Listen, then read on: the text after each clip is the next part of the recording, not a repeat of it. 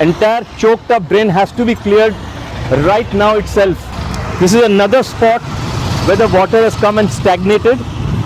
You can see the whole area has become this also becomes a breeding ground for mosquitoes. Prince Chaudhary reporting for Pune Times Mirror, live and exclusive on the Nagar Road, very a short distance away from the Kharadi bypass. Behind me, you can see there are two drainage covers. So these drainage covers were completely choked up about 72 hours ago.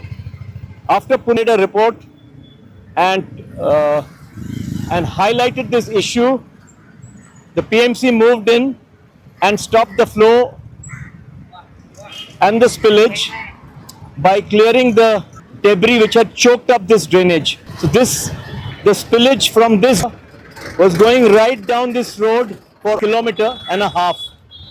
But now that spillage from that sewage water which was flowing from these drains right across behind for almost 1.5 kilometers has now been stopped. Timely action by the PMC based on the report carried by the Pune Times Mirror. Prince Chaudhary signing off for Pune Times Mirror from the Nagar Road, very near the Kharadi bypass, with camera person Swapnil.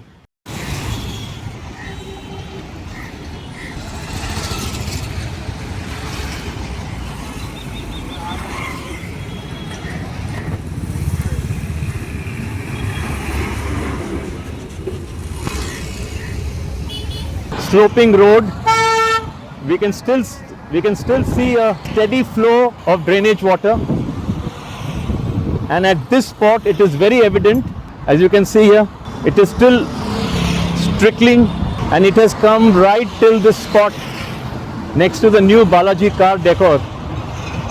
On your right there is a forested area. So this is almost about 1.5 kilometers.